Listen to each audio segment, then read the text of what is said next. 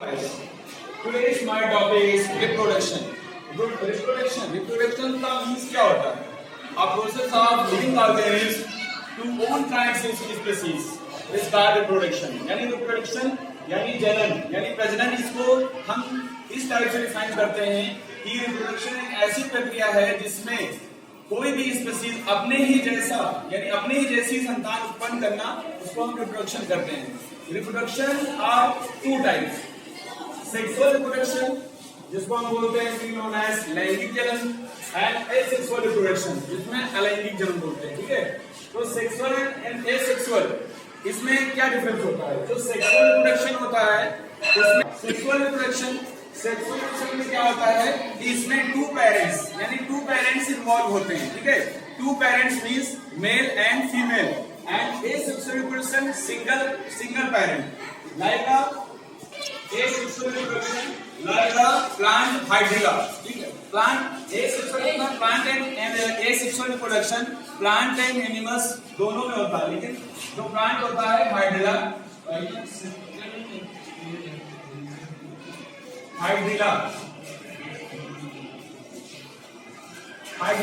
एक ऐसा प्लांट होता है कि उसमें सिंगल पेरेंट इन्वॉल्व होता है. यानी कि अगर उसकी हम एक आर्म को अगर हम कहीं दूसरी जगह फेंक दें तो वो वहां से न्यू प्लांट उत्पन्न हो जाता है. उसमें दो पर्सन का कोई इन्वॉल्वमेंट नहीं होता है. लेकिन हमारा जो मेन टॉपिक है सेक्सुअल रिप्रोडक्शन लैंगिक, यानी कि टू टाइप्स, इसमें टू पेरेंट्स इन्वॉल्व होते हैं, मेल एंड फीमेल. जो मेल होता है उसमें स्पर्म जो है रिलीज होते हैं, स्पर्म यानी शुक्राणु.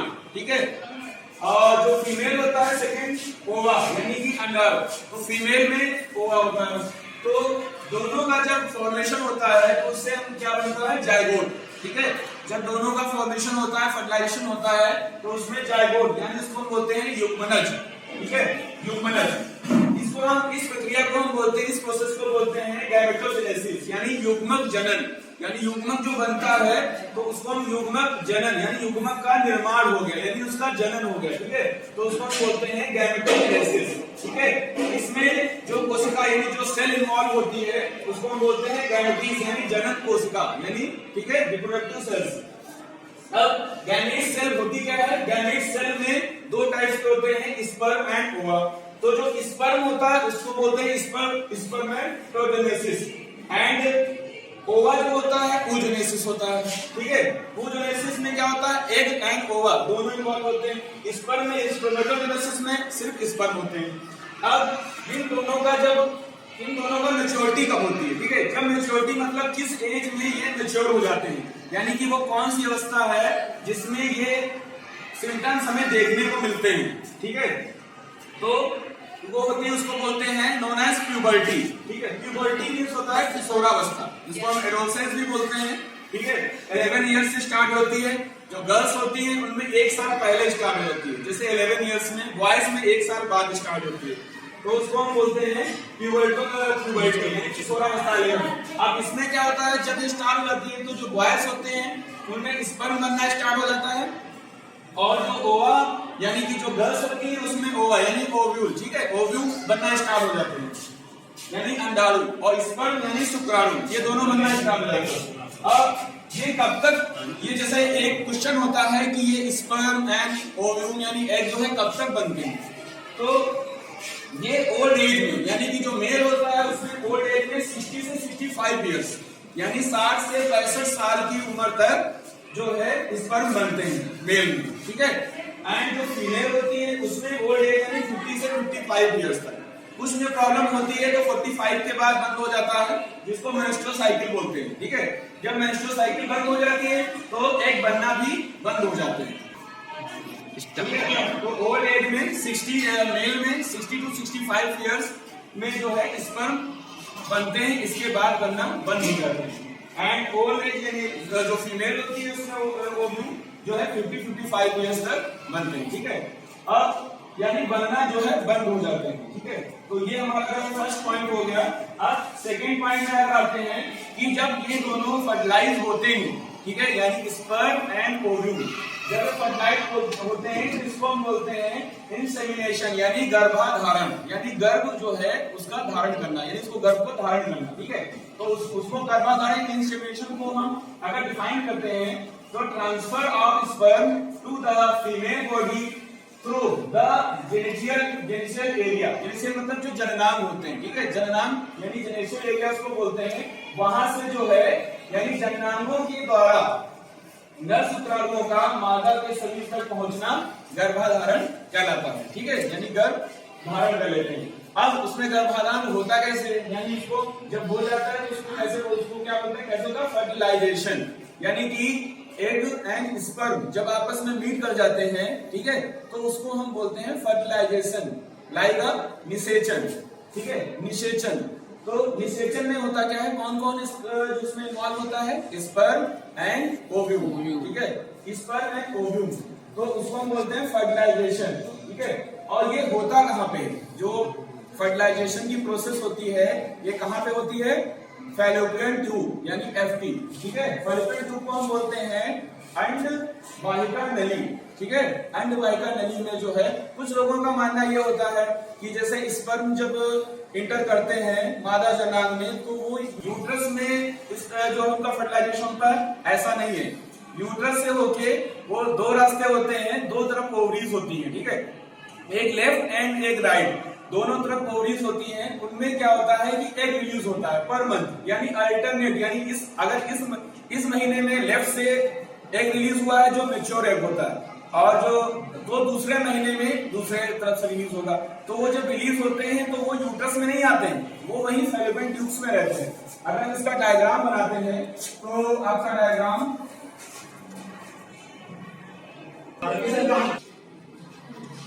हम बता रहे थे कि जो है स्पर्म एंड ओव्यूम का जो फर्टिलाइजेशन होता है वो कहाँ पे होता है, तो वो यानी कि फैलोपियन ट्यूब्स में होता है, ठीक है। तो फैलोपियन ट्यूब्स स्पर्म का, इन दोनों का फर्टिलाइजेशन कहाँ होता है, देखिए ये जो हमारा जो है ये फीमेल सेक्स ऑर्गन है, फीमेल ऑर्गन है, फीमेल ऑर्गन है। तो इसमें जब क्या होता है कि इसमें यहाँ से स्पर्म रिलीज होता है, ठीक है, जो है स्पर्म लगभग 7 ml, ठीक है, 7 ml रिलीज होता है। तो उसमें से होते तो करोड़ों लाखों स्पर्म होते हैं, बहुत सारे होते हैं, लेकिन वो अंदर जाते जाते वो बहुत सारे मर जाते हैं, ठीक है, बहुत सारे क्या होता है, कुछ जाते हैं वो सीधे सामने जाके यूट्रस, इसको बोलते हैं यूट्रस। यूट्रस का मीन्स होता है जिसको हम हिंदी लैंग्वेज में बच्चेदानी बोलते हैं, ठीक है, यानी जिसमें गर्भ धारण होता है। तो कुछ स्पर्म होते हैं वो सामने की दीवार में जाके टकरा के मर जाते हैं, ठीक है, और कुछ होते हैं वो राइट साइड में जाते हैं, राइट साइड में, क्योंकि बॉडी साइड की लेफ्ट एंड राइट दोनों तरफ है। तो अब एक की बात है कि एक वो किस मंथ में किस तरफ से रिलीज हुआ है, जैसे अगर वो इधर से रिलीज हुआ यानी कि यहाँ पे स्पर्म आया है, मतलब एक आपका जो मैच्योर एग है वो अगर इधर से रिलीज हुआ है तो वो यानी कि इस साइड में, तो जो इस साइड में स्पर्म जाएंगे वो अपने आप ही मर जाएंगे, ठीक है, क्योंकि उधर तो स्पर्म है नहीं, तो उधर तो हमारा है नहीं, तो इसका नाम मर जाए। जब इधर जो आता है वो सबसे पहले आता है, और कुछ फैलोपियन ट्यूब्स जो होती हैं उनमें जो है कुछ जो है स्पर्म जो इधर जाकर मर जाते हैं, तो सामने दीवार में टकरा के मर जाते हैं, कुछ जो इधर आते हैं, जो सबसे पहले आता है वो इस एग से जो है फर्टिलाइज हो जाता है। और एक स्पर्म, इस एग की ऐसी एक खासियत होती है कि अगर एक स्पर्म इंटर कर जाए तो दूसरा स्पर्म इंटर नहीं करता, लेकिन कभी कभी ऐसी कंडीशन हो जाती है कि जो है दो स्पर्म एक साथ जो है इंटर करते हैं, ठीक है, तो जो दो स्पर्म एक साथ इंटर करते हैं तभी जो है जुड़वा बच्चे, जो ट्विंस बच्चे होते हैं वो जो है आके जो इंटर कर जाते हैं। लेकिन जब दोनों में जो है क्या होता है, कभी कभी क्या होता है, दो बच्चे होते हैं लेकिन उनकी दोनों के चेहरा जो डिफरेंट होता है, ठीक है, उनका फेस डिफरेंट होता है, यानी कि एक एग में जो स्पर्म आपका होता है वो एक एग में दो, इसलिए कि जो है दोनों का जो चेहरा डिफरेंट होता है। कहते तो जुड़वा बच्चे हैं ट्विंस, लेकिन उनका फेस नहीं मिलता, लेकिन फेस कब मिलता है, जब कभी कभी मैच्योर एग 2 एग रिलीज होते हैं, ठीक है, कभी कभी ऐसा होता है 2 एग रिलीज होते हैं, 2 एग, और एक ही स्पर्म दोनों में पहुंच जाता है, दोनों में, यानी आधा इसमें आधा इसमें, एक ही स्पर्म दोनों एग में फर्टिलाइज कर देता है। तो जुड़वा होते हैं, दोनों का चेहरा जो है सेम होता है, ठीक है, फेस जो है आपका सिम्टम लगभग सेम होते हैं।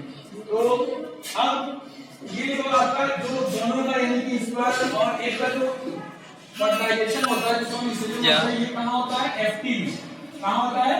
एफटी यानी फैलोपियन ट्यूब।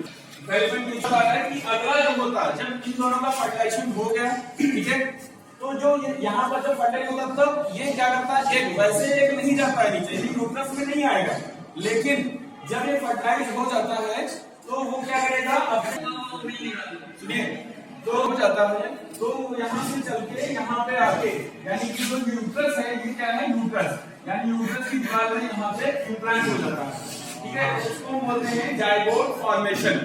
यानी जाइगोट फॉर्मेशन कब होता है कि जब स्पर्म और ओव्यूल आपस में फर्टिलाइज करते हैं, निषेचन करते हैं, तो उससे बनता क्या है, जाइगोट फॉर्मेशन, ठीक है। 2 फिर 4 फिर 6 इस टाइप से फिर बॉडी स्ट्रक्चर उसका बनने लगता है। और जाइगोट फॉर्मेशन को बोलते क्या है, ब्लास्टोसिस, ठीक है, क्या बोलते हैं, ब्लास्ट। और उसके बाद जब वो जाइगोट फॉर्मेशन हो जाता है तो वहां से चल के यहाँ पे इम्प्लांट हो जाता है, ठीक, उसको क्या बोलते हैं, प्रत्यारोपण, ठीक है। प्रत्यारोपण मतलब इम्प्लांटेशन, ठीक है, यानी वहां आके वो यूट्रस की दीवार में चिपक जाता है और फिर वहीं से ही मादा के द्वारा यानी महिला के द्वारा या उसकी माँ के द्वारा उसको ऑक्सीजन, ब्लड, न्यूट्रिएंट्स, जो भी चीजें हैं वो आहार जो नाम उसकी होती है उसके द्वारा उसको बच्चा है वो क्या हो जाता है कि उसको हर चीज मिलने लगती है, ग्रोथ करने लगता है और फिर मंथ वीक गुजरते रहते हैं, फिर 9 मंथ यानी कि पूरा 9 महीने की अवधि को गर्भावस्था बोलते हैं। तो हम बता रहे थे कि जो एम्ब्रियो यानी कि जो यहाँ पे होता है उसको प्लेसेंटा बोलते हैं, ठीक है। प्लेसेंटा में एम्ब्रियो इम्प्लांट हो जाता है, उसको इम्प्लांटेशन बोलते हैं। और फिर जो यहीं से बच्चे को सब चीज मिल रही है। तो फीमेल ऑर्गन है, इसमें नॉर्मली तो सारे पार्ट जैसे ये आपका फैलोपियन ट्यूब्स है और यहाँ से हाइडन होता है, सर्विकल कैनाल होती है और ये सर्विक्स होती है और vagina like a part not a birth, यानी जो बर्थ जो बच्चे का होता है उससे रिलेटेड जो भी चीजें हैं उससे वेजाइना का कोई मतलब नहीं होता, बस वो एक फ्लो होता है स्पर्म को अंदर पहुंचाने का, ठीक, उसका कोई मेन रोल नहीं होता है। अब इसी में ही जैसे आप लोगों ने बताया, जैसे पता होता है कि जैसे जब पुराने ओल्ड एज में पहले होता था कि बच्चे जो है ये जो नाल होती है इसको नरबंदी होती है, ठीक है, इसको क्या बोलते हैं, नरबंदी, ठीक है। तो इसको बोलते हैं ट्यूब, यानी ये ट्यूब होती है, ट्यूब।